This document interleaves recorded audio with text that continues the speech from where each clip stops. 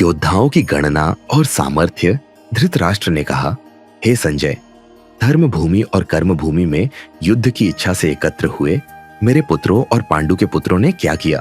संजय ने कहा, हे राजन, इस समय राजा दुर्योधन पांडु पुत्रों की सेना की व्यूह रचना को देखकर आचार्य द्रोणाचार्य के पास जाकर कह रहे हैं, हे आचार्य, पांडु पुत्रों की इस विशाल सेना को देखिए, जिसे आपके बुद्धिमान शिष्य द्रुपद पुत्र धृष्टद्युम्न ने इतने कौशल से व्यूह के आकार में सजाया है।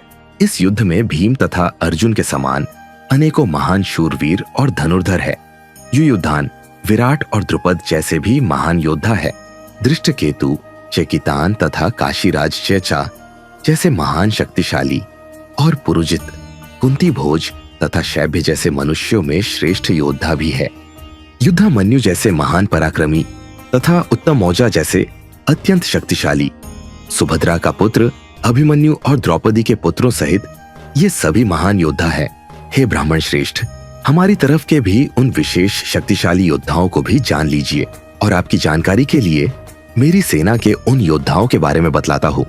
मेरी सेना में स्वयं आप द्रोणाचार्य, पितामह भीष्म, कर्ण, कृपाचार्य, अश्वत्थामा, विकर्ण और सोमदत्त का पुत्र भूरिश्रवा जैसे योद्धा है, जो सदैव युद्ध में विजयी रहे हैं। इससे अन्य अनेक शूरवीर भी है, जो मेरे लिए अपने जीवन का बलिदान देने के लिए अनेक प्रकार के अस्त्र शस्त्रों से सुसज्जित है और ये सभी युद्ध विधा में निपुण है।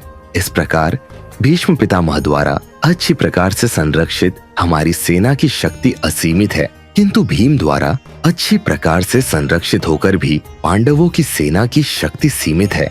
अतः सभी मोर्चों पर अपनी अपनी जगह स्थित रहकर आप सभी निश्चित रूप से भीष्म पितामह की सभी ओर से सहायता करें।